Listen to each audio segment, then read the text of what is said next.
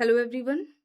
आज की इस क्लास में यूजीसी नेट एग्ज़ाम के लिए पीवाईक्यूज़ को कराने वाले हैं एंड ये क्लास आपके यूजीसी नेट एग्ज़ाम के अलावा समाजशास्त्र संबंधित अन्य सभी परीक्षाओं के लिए इम्पॉर्टेंट रहने वाली है, क्योंकि जो प्रश्न होते हैं वो रिपीट होते हैं। तो आप सभी इस क्लास को, इस वीडियो को ज़्यादा से ज़्यादा लोगों के साथ शेयर ज़रूर कर दीजिए। एक इन्फॉर्मेशन है, समाजशास्त्र से संबंधित सभी परीक्षाओं के लिए यहाँ पर प्रैक्टिस सेट एंड सोशियोलॉजी के नोट्स पीडीएफ फॉर्मेट में प्रोवाइड कराए जा रहे हैं। इससे संबंधित जानकारी के लिए यहाँ पर एक व्हाट्सएप नंबर दिया गया है। नंबर है 790-555-3851। इस व्हाट्सएप नंबर पर आप मैसेज करके इससे जुड़ी हुई जानकारी ले सकते हैं। यहाँ पर आपको यूजीसी नेट एग्जाम के लिए समाजशास्त्र का प्रैक्टिस सेट मिल जाएगा। यूपी पीजीटी एग्जाम के लिए आपको यहाँ पर समाजशास्त्र का प्रैक्टिस सेट मिल जाएगा। बिहार शिक्षक भर्ती के लिए Bihar state and Bihar PGT का प्रैक्टिस सेट मिल जाएगा। जेएससी एग्जाम के लिए जीएस का और समाजशास्त्र का आपको प्रैक्टिस सेट मिल जाएगा। जीडीसी असिस्टेंट प्रोफेसर के लिए भी आपको यहाँ पर समाजशास्त्र का प्रैक्टिस सेट मिल जाएगा। मध्य प्रदेश और राजस्थान असिस्टेंट प्रोफेसर के लिए समाजशास्त्र का जीएस का प्रैक्टिस सेट आपको यहाँ पर मिल जाएगा। आरपीएससी ग्रेड फर्स्ट के लिए आपको यहाँ पर समाजशास्त्र का प्रैक्टिस सेट मिल जाएगा। सेकंड ग्रेड के लिए आपको यहाँ पर समाजशास्त्र के नोट्स मिल जाएंगे। बेसिक कॉन्सेप्ट्स, ठीक है, समाजशास्त्र से संबंधित जो मूलभूत अवधारणाएं हैं, अगर इनके आप नोट्स चाहते हैं तो ये भी नोट्स आपको यहाँ पर मिल जाएंगे। ये बेसिक कॉन्सेप्ट्स है जो कि लगभग समाजशास्त्र से संबंधित सभी परीक्षाओं में ये टॉपिक्स रहते हैं, तो इसके भी आपको कंप्लीट नोट्स मिल जाएंगे। वन लाइनर में भी नोट्स मिल जाएंगे जो कि रिवीजन टाइम के लिए बेस्ट रहते हैं। अगर आप थिंकर्स के नोट्स चाहते हैं तो उसके भी आपको मिल जाएंगे नोट्स। इसमें ध्यान रखें, इंडियन थिंकर्स भी दिए गए हैं, ठीक है। इसके अलावा अगर आप यूपी पीजीटी एग्जाम की तैयारी कर रहे हैं तो यूपी पीजीटी एग्जाम के लिए भी आपको नोट्स मिल जाएंगे। इसमें आपका यूपी पीजीटी का पूरा सिलेबस कंप्लीट कराया गया है। कोई भी जानकारी चाहते हैं तो ये यहाँ पर नीचे व्हाट्सएप नंबर दिया गया है 790-555-3851। इस व्हाट्सएप नंबर पर आप मैसेज करके इससे संबंधित जानकारी ले सकते हैं। 75 प्रश्न हो चुके थे, ठीक है, इसके बाद कराए जाएंगे। यहाँ तक हो गया था, चलिए शुरू करते हैं। प्रश्न है, वह परिकल्पना जो सुझाती है कि अध्ययन के अंतर्गत चयनित परिवर्तियों के बीच कोई संबंध नहीं है को कहा जाता है। ऑप्शंस है संघर्ष परिकल्पना, सुख परिकल्पना, अमान परिकल्पना, विपरीत परिकल्पना। यहाँ पर दिया गया है, वह परिकल्पना जो सुझाती है कि अध्ययन के अंतर्गत चयनित परिवर्तियों के बीच कोई संबंध नहीं है, इसे क्या कहा जाएगा? आंसर करें आप सभी। अगर हाइपोथेसिस की बात की जाए, ठीक है, प्राक कल्पना की अगर हम बात करते हैं तो लुंडबर्ग ने क्या कहा था? लुंडबर्ग क्या कहते हैं? प्राक कल्पना क्या है? काम चलाऊ निष्कर्ष है, ठीक है, काम चलाऊ निष्कर्ष है। ये किसका कहना है? प्राक कल्पना के बारे में लुंडबर्ग का कहना है। इसे आप याद रखेंगे। बोगार्डस की अगर हम बात करते हैं, ठीक है, बोगार्डस की अगर हम बात करते हैं तो बोगार्डस ने क्या कहा है? जो हाइपोथेसिस है वो एक प्रस्थापना है जिसका परीक्षण किया जाता है, ठीक है। इसको प्राक कल्पना को क्या बताया? एक प्रस्थापना बताया जिसका परीक्षण किया जाता है, ठीक है। ये फैक्ट्स याद रखेंगे, एग्जाम्स में पूछे जाते हैं। यहाँ पर अमान्य परिकल्पना होगा, सी यहाँ पर राइट होगा। प्रश्न है, कथन कारण यहाँ पर दिए गए हैं। कथन है, गुणात्मक पद्धतियों की बहुधा विश्वसनीयता के वही मानक पूरे करने में विफल रहने के लिए आलोचना की जाती है। कारण, गुणात्मक पद्धतियों में आंकड़ों के संग्रहण के लिए प्रयुक्त प्रक्रियाएं यथातथ्य और सटीक होती हैं। क्या हो जाएगा यहाँ पर?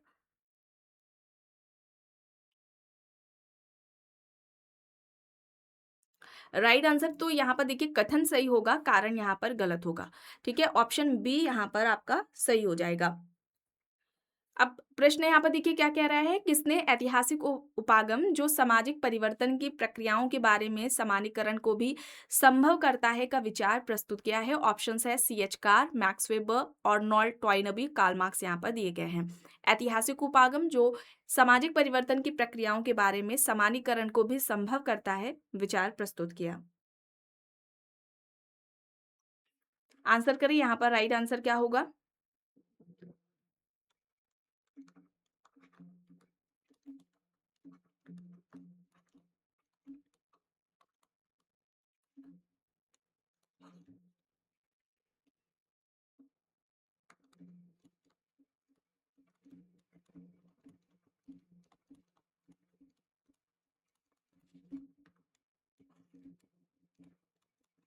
आंसर करें, यहाँ पर क्या होगा?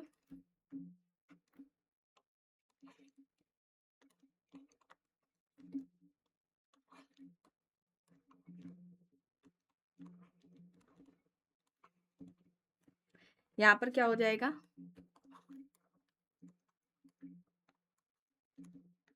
यहाँ पर मैक्स वेबर होगा, ठीक है, मैक्स वेबर होगा। अब यहाँ पर अगर सामाजिक परिवर्तन के कारक की बात की जाए, किसने सामाजिक परिवर्तन का कौन-सा कारक माना है? तो प्राकृतिक या जब हम भौगोलिक कारक की बात करते हैं, तो प्राकृतिक और भौगोलिक कारक को सामाजिक परिवर्तन के लिए उत्तरदायी किसके द्वारा माना गया था? हंटिंगटन के द्वारा माना गया था। तो इसे आप याद रखेंगे, ठीक है? भौगोलिक पूछ सकता है या फिर प्राकृतिक, इस तरह से दोनों ही में से कोई भी पूछा जा सकता है। आर्थिक की मानेंगे तो आप सभी जानते हैं कार्ल मार्क्स होगा, ठीक है?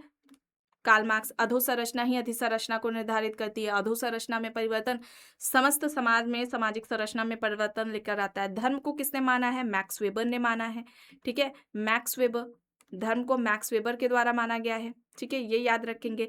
प्रौद्योगिकी की बात होती है तो वेबलन ने माना है सामाजिक परिवर्तन का कारण। और सांस्कृतिक की जब बात होती है तो सांस्कृतिक को, है ना, किसने माना है? ऑगबर्न ने, ठीक है? ये याद रखेंगे। ये सामाजिक परिवर्तन के आपको कारक यहाँ पर बताया गया है। टॉयनबी ने सामाजिक परिवर्तन से संबंधित चुनौती प्रत्युत्तर का सिद्धांत दे रखा है। चलिए आगे देख लेते हैं। यहाँ पर प्रश्न है, अलग अलग समय बिंदुओं पर समान चयनित जनसंख्या से आंकड़ों के संग्रहण के लिए बनी सर्वेक्षण रूपरेखा को कहा जाता है। यहाँ पर क्या होगा? कोहर्ट सर्वेक्षण, प्रतिवर्गीय सर्वेक्षण, अनुदैर्ध्य सर्वेक्षण, प्रायोगिक सर्वेक्षण यहाँ पर दिया गया है। अलग अलग समय बिंदुओं पर समान चयनित जनसंख्या से आंकड़ों के संग्रहण के लिए बनी सर्वेक्षण रूपरेखा को हम क्या कहते हैं? यहाँ पर सही होगा अनुदैर्ध्य सर्वेक्षण, ऑप्शन सी, ठीक है, ठीक है, विकल्प सी यहाँ पर राइट हो जाएगा। निम्नलिखित में से किसने निर्धनता की संस्कृति की अवधारणा दी? निर्धनता की संस्कृति आप सभी जानते हैं, ऑस्कर लेविस के द्वारा दी गई है। ऑप्शन ए यहाँ पर राइट होगा। अब यहाँ पर देखिए प्रश्न है, दुर्खेम के अनुसार धार्मिक धारणाओं की समाज विज्ञान भूमिका यह है कि, ऑप्शन देखिए, विकल्प ए है वे व्यक्तियों को आंतरिक तथा बाह्य खतरों का मुकाबला करने में सक्षम बनाते हैं। विकल्प बी, वे व्यक्तियों को धार्मिक अनुष्ठानों तथा औपचारिकताओं को पूरा करने के अवसर प्रदान करते हैं। विकल्प सी, वे व्यक्तियों को अधिदैविक का अनुभव करने के लिए सक्षम बनाते हैं। विकल्प डी, वे व्यक्तियों को उनके सामाजिक जीवन में मजबूत कारक प्रदान करते हैं। क्या हो जाएगा?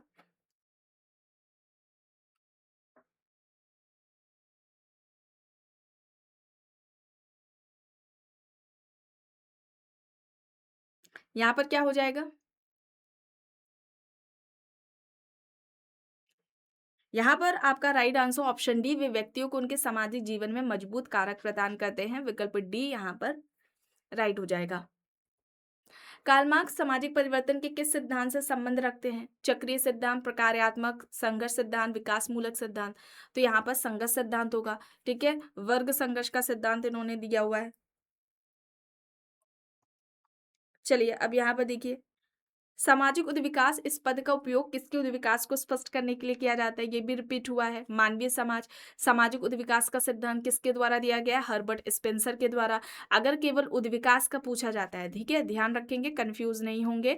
उद्विकास का केवल अगर सिद्धांत पूछा जाता है तो उद्विकास का सिद्धांत अगर इस तरह से आए तो यहाँ पर क्या होगा? डार्विन होगा, ठीक है। लेकिन अगर इससे पहले सामाजिक जुड़ जाता है, सामाजिक उद्विकास का सिद्धांत, ठीक है, सामाजिक उद्विकास का सिद्धांत, तो ये सामाजिक उद्विकास का सिद्धांत किसके द्वारा दिया गया है? स्पेंसर के द्वारा दिया गया है, हर्बर्ट स्पेंसर, ठीक है, इसे आप याद रखेंगे। इन्हें स्पेंसर को सामाजिक डार्विन से ये प्रभावित थे, तो स्पेंसर को डार्विन का बुलडॉग या सामाजिक डार्विनवादी के नाम से भी जाना जाता है। चलिए अब यहाँ पे देखिए, साक्षात्कारकर्ता के लिए साक्षात्कार की निरंतरता हेतु कोई समय सीमा नहीं होती, इस प्रकार के साक्षात्कार को कहा जाता है। ऑप्शन है यहाँ पर आपका व्यक्तिगत साक्षात्कार, अद्वितीय साक्षात्कार, असंरचित साक्षात्कार या फिर स्वशासित साक्षात्कार, इंटरव्यू, ठीक है। अब इससे जुड़े हुए कुछ इंपॉर्टेंट फैक्ट्स देख लेते हैं, जैसे कि गुडे एंड हॉट के द्वारा क्या कहा गया है।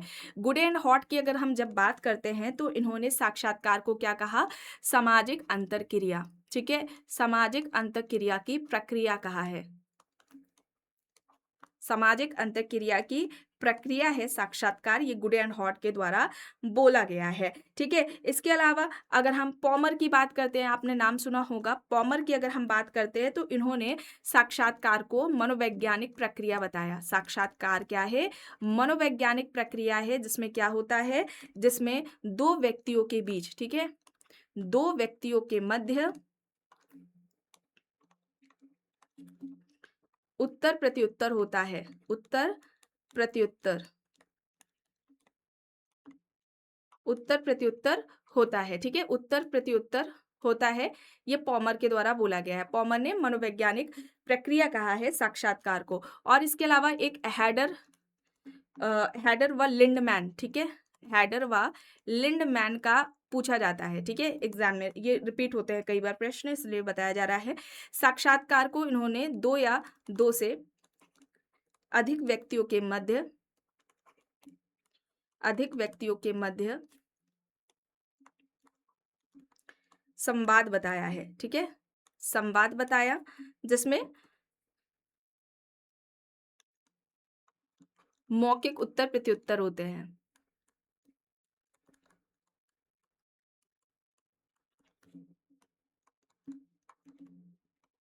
इसे आप याद रखेंगे, ठीक है।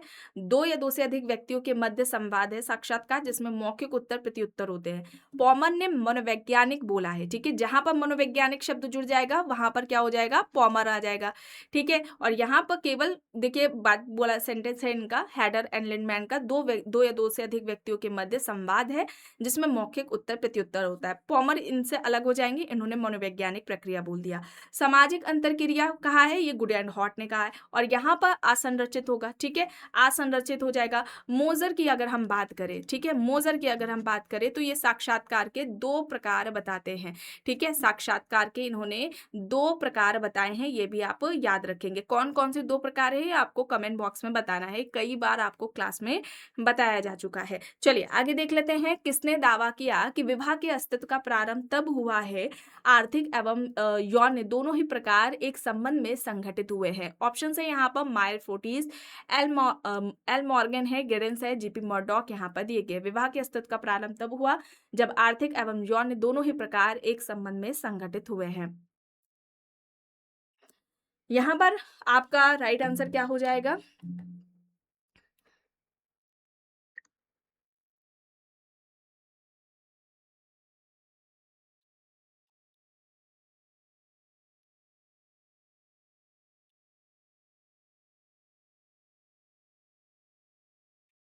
यहाँ पर आपका राइट आंसर क्या हो जाएगा?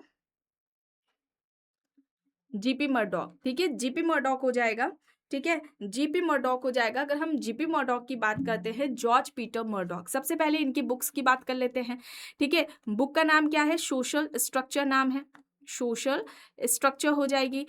इन्होंने 250 समाजों पर अध्ययन किया था और परिवार को सार्वभौमिक संस्था कहा। परिवार सार्वभौमिक संस्था है, ठीक है, ये याद रखेंगे। ये डायरेक्टली स्टेटमेंट इस तरह से आ जाता है, परिवार सार्वभौमिक संस्था है, या फिर याद रखें नाभिकीय परिवार सार्वभौमिक संस्था, इस तरह से भी पूछ लिया जाता है। तो ये मर्डॉक का है। एक बुक आती है सोशल स्ट्रक्चर, किसकी है? और स्टेटमेंट देकर पूछा जा सकता है कि 250 समाजों पर अध्ययन करके किसने परिवार को सार्वभौमिक संस्था कहा, कुछ इस तरह से स्टेटमेंट इनका बन सकता है, तो इसे आप याद रखेंगे। इसके अलावा अगर हम मर्डॉक की बात करते हैं तो मर्डॉक ने परिवार के प्रकार कौन से बताए हैं, टाइप्स, है ना। तो एक तो इन्होंने बताया है स्वतंत्र नाभिकीय परिवार, स्वतंत्र नाभिकीय परिवार, स्वतंत्र नाभिकीय परिवार बताया है, ठीक है। और इसके अलावा इन्होंने मिश्रित परिवार बताया है, ठीक है, इसके अलावा इन्होंने मिश्रित परिवार बताया है। ये दो प्रकार इन्होंने बताए हैं, स्वतंत्र नाभिकीय परिवार और मिश्रित परिवार है, ये परिवार के दो प्रकार इनके द्वारा बताए गए हैं। प्रकार की अगर हम बात करते हैं फंक्शंस की, तो इन्होंने यौन प्रकार की बात की है, ठीक है, यौन फंक्शंस हो जाएंगे इनके। प्रजनन संबंधी है, ठीक है, प्रजनन संबंधी प्रकार हो जाएंगे। तीसरा आर्थिक प्रकार है, आर्थिक प्रकार। और चौथा यहाँ पर क्या आपका हो जाएगा? शैक्षणिक प्रकार है। तो ये जो चार प्रकार हैं, ये किसके द्वारा बताए गए हैं? जॉर्ज पीटर मर्डॉक के द्वारा। मोस्ट इंपॉर्टेंट है, फंक्शंस पूछे जाते हैं, फैमिली के टाइप्स पूछे जाते हैं, इनकी बुक भी आती है। 250 समाजों पर अध्ययन करके स्टेटमेंट भी पूछा जाता है। परिवार या नाभिकीय परिवार को सार्वभौमिक संस्था किसने कहा, ये तर्क, ये स्टेटमेंट भी इनका एग्जाम में पूछा जाता है। मॉर्गन ने परिवार की उद्विकासीय अवस्थाएं कितने बताई थी? 5 बताई थी, सही क्रम में, है ना, सही क्रम में आपको आंसर करना है, कमेंट बॉक्स में बताने हैं। सही क्रम में ये जो 5 अवस्थाएं हैं जो कि मॉर्गन द्वारा बताई गई हैं परिवार की उत्पत्ति से संबंधित, वे कौन सी हैं, ठीक है। और दूसरा प्रश्न मोजर के साक्षात्कार के प्रकार से संबंधित आपसे पूछा गया है। आंसर आप जरूर करेंगे। चलिए अब यहाँ पर देखिए निम्न में से प्रतीकात्मक अंतरक्रियावाद की विशेषताएं कौन सी हैं? ऑप्शन देखिए, पहला है विकल्प ऑप्शन ए है अन्य प्राणियों से भिन्न मानव में विचार करने की क्षमता निहित है। विकल्प बी, विचार करने की क्षमता का निर्माण सामाजिक अंतरक्रिया के कारण ही होता है। विकल्प सी, सामाजिक अंतरक्रिया के दौरान लोग अर्थ व प्रतीक को सीखते हैं। या फिर विकल्प डी, उपरोक्त सभी। यहाँ पर सही क्या होगा? यहाँ पर ये सारे सही हो जाएंगे, ऑप्शन डी। ठीक है, ऑप्शन डी यहाँ पर आपका राइट आंसर हो जाएगा। विकास का गांधीवादी प्रारूप सम्मिलित करता है। ऑप्शन देखिए, योग्यतम का अतिजीवन, जियो और जीनो दो, जियो इसलिए कि दूसरों की सहायता करो ताकि वे जीवित रहे, या फिर उपरोक्त सभी। विकास का गांधीवादी प्रारूप सम्मिलित करता है, बताएं यहाँ पर क्या होगा? यहाँ पर जियो इसलिए कि दूसरों की सहायता करो ताकि वे जीवित रहे। ऑप्शन सी यहाँ पर आपका राइट आंसर हो जाएगा। आर के मर्टन के अनुसार मनोविश्लेषक आत्मविद्रोही, अछूत, बहिष्कृत, आवारा घुमंतु, आवारागर्द, चिरकालिक शराबी और मादक द्रव्य व्यसनी कहलाते हैं। ऑप्शंस है समजनकारी, नवाचारी, कर्मकांडी, प्रतिगामी यहाँ पर दिया गया है। सही यहाँ पर क्या हो जाएगा?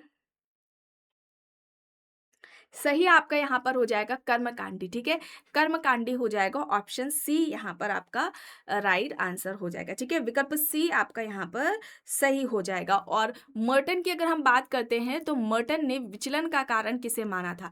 ठीक है, मर्टन ने विचलन का कारण किसे माना था? सामाजिक संरचना, सोशल स्ट्रक्चर को माना था। ये आप याद रखेंगे। इनका स्टेटमेंट कुछ इस तरह से पूछा जाता है, विचलन का जो कारण है वो सामाजिक संरचना में ही विचलन के गुण छिपे रहते हैं, कुछ समथिंग इस तरह से इनका स्टेटमेंट आता है। तो आप कीवर्ड के तौर पे ये याद रख सकते हैं कि विचलन का जो कारण है वो सोसाइटी या सोशल स्ट्रक्चर को किसने माना है? मर्टन ने माना है। ठीक है, आगे चलते हैं, देखते हैं नगरीय विश्लेषण के पारिस्थितिकी उपागम के विकास का श्रेय किसे जाता है? फ्रैंकफर्ट संप्रदाय, वियना संप्रदाय, मैनचेस्टर संप्रदाय, या फिर शिकागो संप्रदाय? क्या हो जाएगा यहाँ पर? क्या होगा आपका? नगरीय विश्लेषण के पारिस्थितिकी उपागम के विकास का श्रेय किसे जाता है? यहाँ पर क्या होगा? यहाँ पर राइट आंसर शिकागो होगा। ठीक है, शिकागो संप्रदाय होगा। विकल्प डी यहाँ पर आपका राइट आंसर हो जाएगा। शिकागो यूनिवर्सिटी की अगर हम संप्रदाय की बात करें तो 1892 में, ठीक है, शिकागो 1892 में शिकागो विश्वविद्यालय में, ठीक है, शिकागो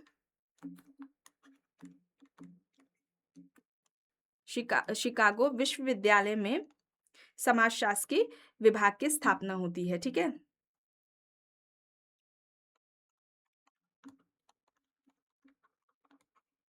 इसे आप याद रखेंगे। ठीक है, कब वर्ष भी पूछा जा सकता है। चलिए आगे देख लेते हैं, निम्नलिखित में से कौन सी सामाजिक विघटन की प्रमुख विशेषता नहीं है? सोशल डिसऑर्गेनाइजेशन किसकी पुस्तक है? एलियट एंड मैरल की है। देखिए, विकल्प ए है या पुरातन और नवीन व्यवस्था के बीच द्वंद्व है। विकल्प बी है या एक समूह से दूसरे समूह के प्रकारों के हस्तांतरण का परिणाम है। विकल्प सी या सामाजिक संरचना में परिवर्तन का प्रतिफल है। विकल्प डी यह एक स्थिर राजनीतिक व्यवस्था का परिणाम है। विशेषता नहीं है, यह प्रश्न पूछा जा रहा है। तो यह एक स्थिर राजनीतिक व्यवस्था का परिणाम है, ये यहाँ पर गलत हो जाएगा। ठीक है, ऑप्शन डी यहाँ पर आपका सही हो जाएगा। मैकेंजी ने ऑटगॉट पीटर के दबाव समूह की अवधारणा को क्या नाम दिया? लॉबी, निजी संगठन, हित समूह, व्यवसायी समूह यहाँ पर दिया गया है। मैकेंजी ने ऑटगॉट पीटर के दबाव समूह की अवधारणा को क्या कहा था?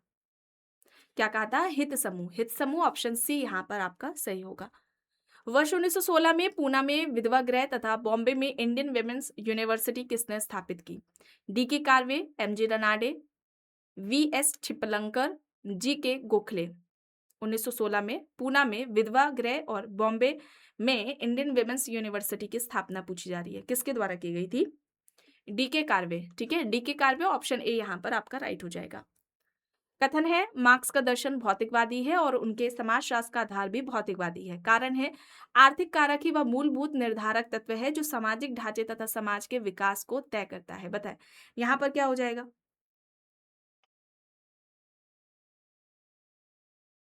मार्क्स का दर्शन भौतिकवादी है और उनके समाजशास्त्र का आधार भी भौतिकवादी है। कारण आर्थिक कारक ही वह मूलभूत निर्धारक तत्व है जो सामाजिक ढांचे और समाज के विकास को तय करता है।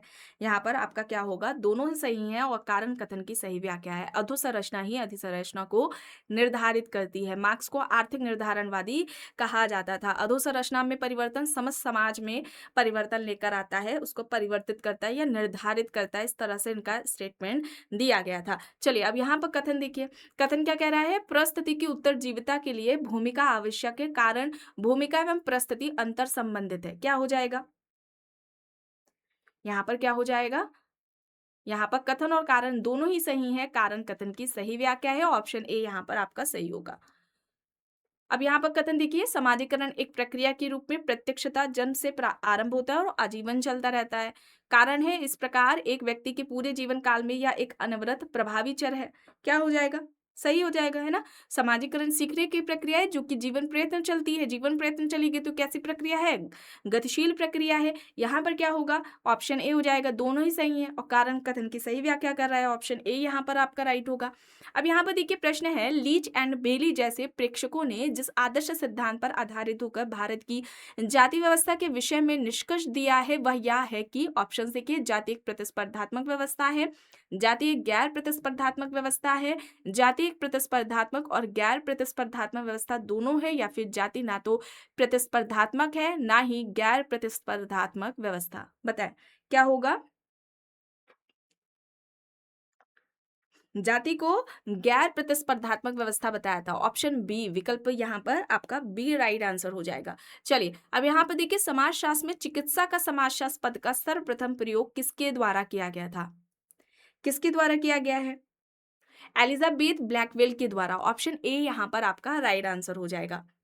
किसने कहा कि सजातीयता से विजातीयता की ओर अग्रसर होना प्रगति का सार्वभौमिक नियम है, Auguste Comte, Herbert Spencer, Charles Darwin, MacIver. यहाँ पर ऑप्शंस हैं, सजातीयता से विजातीयता की ओर अग्रसर होना प्रगति का सार्वभौमिक नियम है। ये किसके द्वारा बोला गया है, हर्बर्ट स्पेंसर। ऑप्शन बी यहाँ पर आपका सही होगा। ग्रामीण विकास का प्राकृतिक व्यवस्था प्रारूप उन्मेषित है। ऑप्शन देखिए, सामूहिक लक्ष्य की प्राप्ति की ओर, संगठनात्मक प्रारूप के मुद्दों की ओर, विशिष्ट दस्तकारी कुशलता की ओर, केवल एक उत्कृष्ट की ओर। ग्रामीण विकास का प्राकृतिक व्यवस्था प्रारूप उन्मेषित है। यहाँ पर आपका क्या होगा, सामूहिक लक्ष्य की प्राप्ति की ओर। ऑप्शन ए, ठीक है, विकल्प ए यहाँ पर आपका सही हो जाएगा। आखिरी प्रश्न है, जिस पद्धति के तहत जातिगत क्रम परंपरा में ऊपर उठने के लिए कोई जाति किसी उच्चतर जाति की आदतों, परंपराओं और अनुष्ठानों को अपनाती है, उसे क्या कहा जाता है, आत्मसातीकरण कहेंगे हम, संस्कृतिकरण, विलयीकरण या फिर अभिज्ञानीकरण। क्या कहा जाएगा उसे, जिस पद्धति के तहत जातिगत क्रम परंपरा में ऊपर उठने के लिए कोई जाति किसी उच्चतर जाति की आदतों, परंपराओं, अनुष्ठानों को अपनाती है, तो ऐसी प्रक्रिया क्या कहलाती है, संस्कृतिकरण। किसका कॉन्सेप्ट है, एम.एन. श्रीनिवास का कॉन्सेप्ट है। ठीक है, संस्कृतिकरण स्थिति में परिवर्तन की बात करती है। ठीक है, यहाँ पर अगर हम बात करें इनके कॉन्सेप्ट को विचारधारा ग्रहण करने की प्रक्रिया या फिर प्रत्याशित समाजीकरण की प्रक्रिया किसके द्वारा कहा गया था, योगेंद्र सिंह के द्वारा कहा गया था। इसे भी आप याद रखेंगे। ठीक है, यहाँ पर आपका राइट आंसर विकल्प बी होगा। तो आज के इस क्लास में बस इतना ही। आई होप ये क्लास आपको पसंद आई होगी। अगर पसंद आई है तो प्लीज़ लाइक करिएगा, कमेंट करके ज़रूर बताइएगा। चैनल पर अगर आप नए हैं तो चैनल को भी ज़रूर सब्सक्राइब कर लीजिएगा एंड इस वीडियो को जितना हो सके ज़्यादा से ज़्यादा लोगों के साथ शेयर भी ज़रूर करिएगा।